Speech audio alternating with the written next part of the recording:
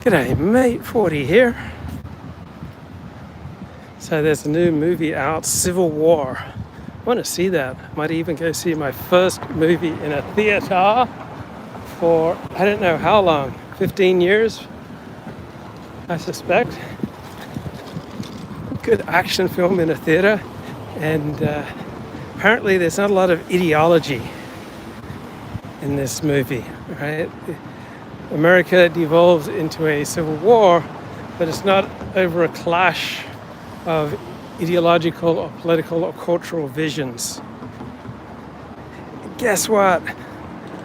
Most wars are not over ideology, right? Supposedly, if a war is over ideology, I think that's something that Anglo countries feel like if a war is over ideology, then it's a good and just war. And perhaps is it Anglos who have a tendency to ascribe ideological concerns and conflicts? So World War II was a fight for freedom, guys. It was a fight for democracy. It was a fight for preserving civil rights. And the war in Vietnam was a fight against communism. Is that a particularly Anglo trait to want to find ideological bases for conflict rather than what conflict almost inevitably always boils down to, which is very grubby conflicts over blood, right? That's why people kill each other, primarily over blood, meaning over genetics, over their identity, right? So in Ireland, right, you've got the Catholics and the Protestants, but they weren't shooting each other and blowing each other up over theological concerns or ritual concerns. Religion was just the cover, right? It was just the clothing. It was just the appearance. It was just that which was draped on what was underlying another grubby ethnic conflict, right? Catholics and Protestants in Ireland had different ethnic genetic roots, and the religious conflict was simply grafted on. It was a nicer thing to talk about, but most conflicts just come down to us versus them, right? The enemy is he who threatens your group with destruction. The essence of the political is the friend-enemy distinction, noted philosopher Carl Schmitt. And the enemy need not be someone that you differ with ideologically, religiously, theologically, culturally, politically. The enemy is simply he who threatens you. So if someone starts shooting at you, they automatically become the enemy. And it doesn't really matter what their philosophy is. It doesn't really matter whether or not they have a 13-point ideological program. And so the existence of the friend-enemy distinction, all right, is the essence of the political, noted Schmitt. And that's the essence of conflict.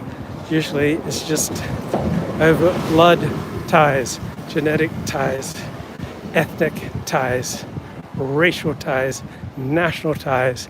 You got one group that is fighting, it thinks, for its survival against another group that thinks it's fighting for its survival. And if the conflict turns deadly, that's because you've got a deadly conflict of interest, right? You have such an intense conflict of interest that people are willing to kill to resolve this conflict of interest. So you may be walking down the street thinking about the 13 essential principles of the Jewish faith according to Maimonides. Or you may be walking down the street thinking about the elegance of Romans chapter 3. You might be walking down the street meditating on the beauties of the Bhagavad Gita. You may be walking down the street in a rapturous intellectual resonance with some New York Times editorial. But once someone starts shooting at you, right, those ideological concerns don't matter much. Right? You get the development of a friend-enemy distinction as soon as there is a group that is trying to wipe out your group. Now, your group may be defined by economic class, or race, nationality, ethnicity, religion, but anything that provides two groups where one wants to just wipe out the other group. So this street that I'm on right now, this is the street I turned down to take my first Alexander technique lesson with Julia Calder, and I'm not doxing her because she doesn't live here anymore. But this street was a very big deal for me back in 2008, taking my first Alexander technique lessons. So war is natural. Oh, we got someone playing both states here. Backlash over transgender quackery seems to be growing. Yes, Supreme Court cases report. United Kingdom, Scotland, holy war, says chat. Oh, so I am in Santa Monica. And it's always sunny in Santa Monica. Well, it's not actually. There's June gloom to look forward to, but it's a beautiful sunny day right now in Santa Monica. And Santa Monica is overwhelmingly liberal. All right, it's overwhelmingly on the left side of the political spectrum. And somehow I've gotten zoomed in here. I really didn't want to be this closely zoomed in. So here, let's just look at the street going by. So somehow I got the zoom wrong. But in Santa Monica, like parents in liberal Santa Monica are kind of all bewildered that it seems like half of the kids these days are gay. Like in good liberal Santa Monica, in a democratic stronghold like Santa Monica, they are bewildered by the huge increase in the number of their children who identify as LGBTQ or trans. And it seems to sweep through groups, right? Particularly cliquey female groups, where suddenly they start identifying as lesbian. It's just been dramatic. So parents are kind of bewildered here in good liberal Santa Monica at what seems to them 50% of the kids plus identify as LGBTQ, and it's similar in other hyper-educated, affluent parts of the United States, that there's been this dramatic increase in LGBTQ identity to the point that it's approaching 50% or exceeding 50%. Like, what accounts for this explosion in LGBTQ identity? So I think part of it is that female sexuality is much more affected by social mores and norms.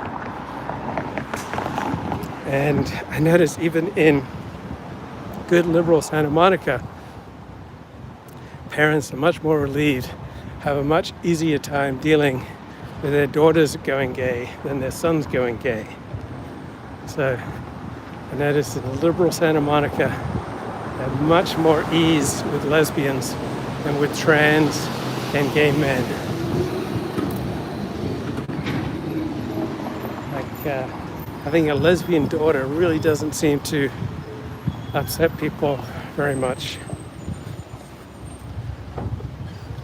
But they do seem to have a harder time connecting with, identifying with, getting along with, feeling good about. This is my gay son. But even in this liberal stronghold, they're like shaking their heads, like, what on earth is going on here?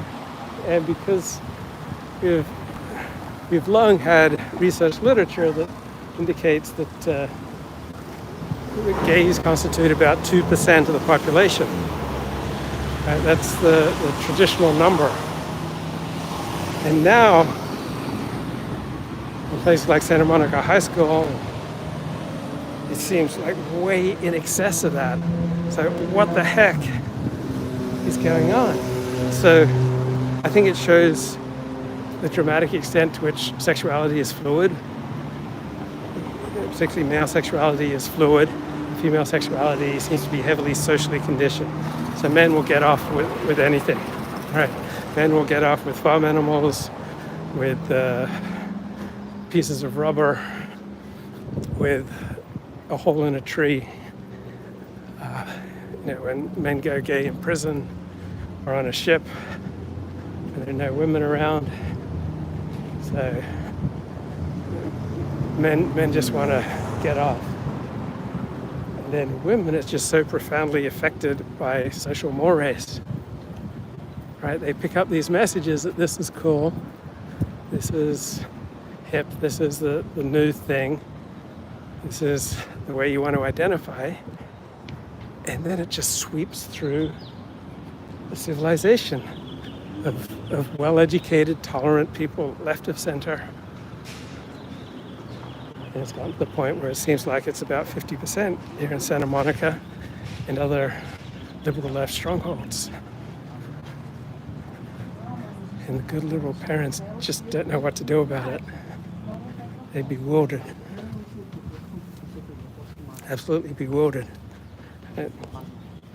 They thought they could embrace it, but it's turned out to be a lot more challenging. Embrace the rainbow.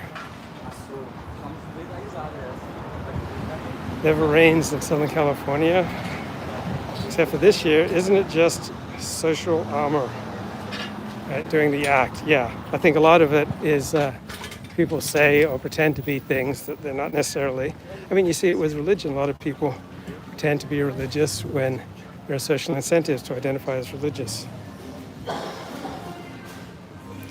Yeah, women are probably more fluid in their sexuality.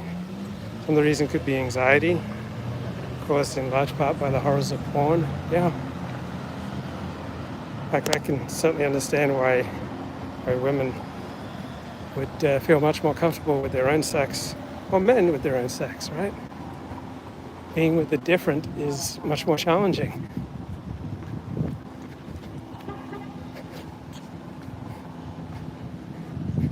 So a lot of women I've noticed like are gay in college, right? They go gay in university, and then they settle down with men.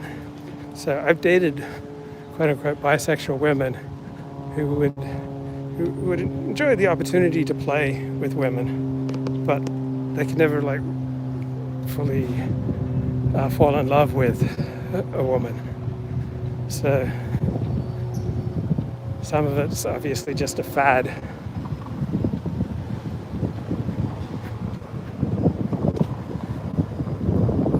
But back to the Civil War movie. Have you guys seen the new Civil War movie? Like, much of the critique of the film is noting that it provides no underlying ideological substrata.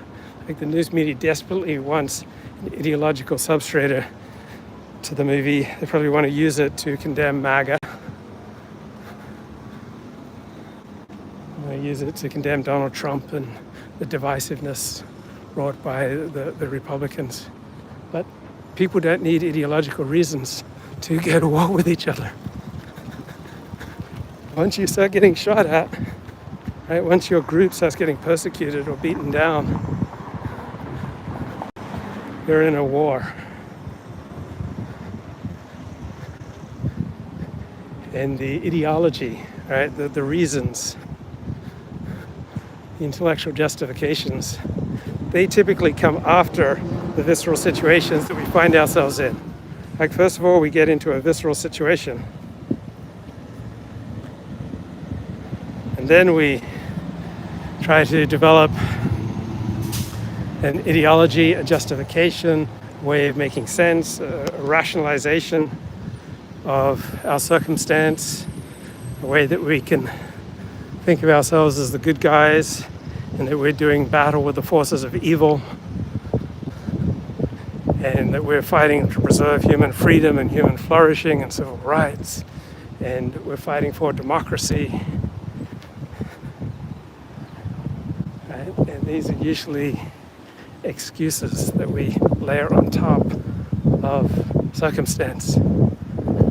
We react viscerally from our genetic encoding, from our early imprinting, from the incentives that we get from our community, that we try to justify how we act. And we do what we want. And then we try to come up for reasons for why what we did is socially acceptable or totally kosher or the right thing to do or the heroic thing to do.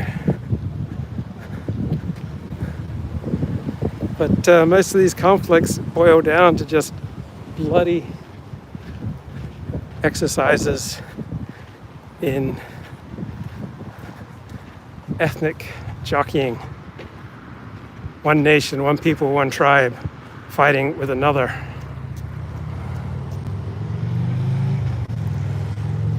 Human wants are infinite, but natural resources are limited. And so when our human desires become particularly intense, right, and natural resources are limited, we get into a fight for the death. So a beautiful sunny afternoon here in Santa Monica.